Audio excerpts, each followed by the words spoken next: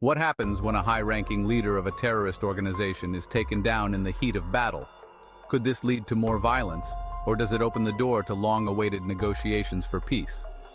Today, we'll discuss the shocking death of Hamas leader Yahya Sinwar, its implications for Israel, and what it means for the hostages still trapped in Gaza. Yahya Sinwar, one of the top leaders of Hamas and the architect of the brutal October 7, 2023 attack that left 1,200 Israeli civilians dead, was killed in a random encounter with Israeli troops on October 17, 2024. This was not a targeted assassination, but rather a clash during military operations in Rafah, South Gaza.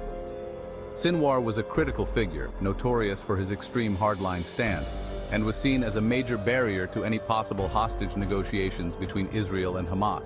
His death brings uncertainty, not just about the future leadership of Hamas, but about the fate of the 251 hostages taken by the group during the October 2023 attack.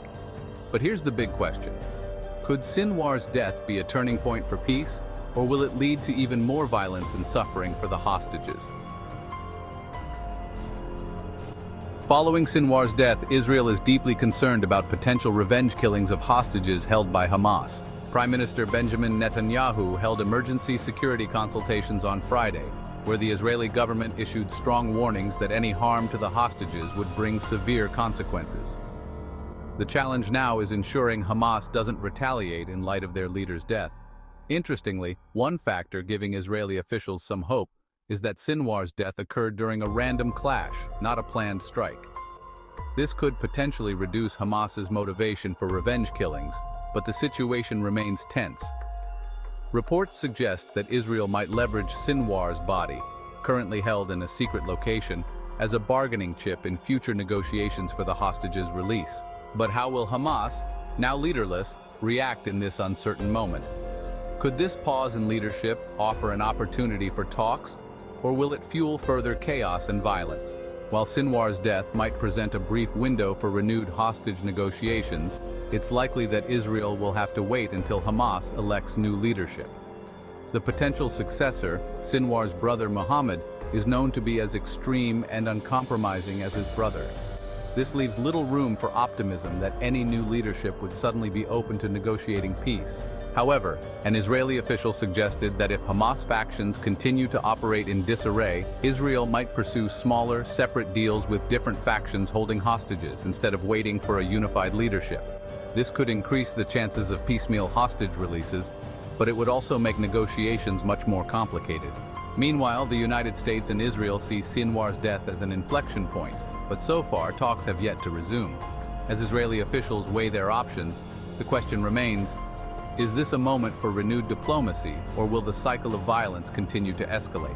Sinwar wasn't just a leader within Hamas, he had strong ties to Iran and its Lebanese proxy Hezbollah.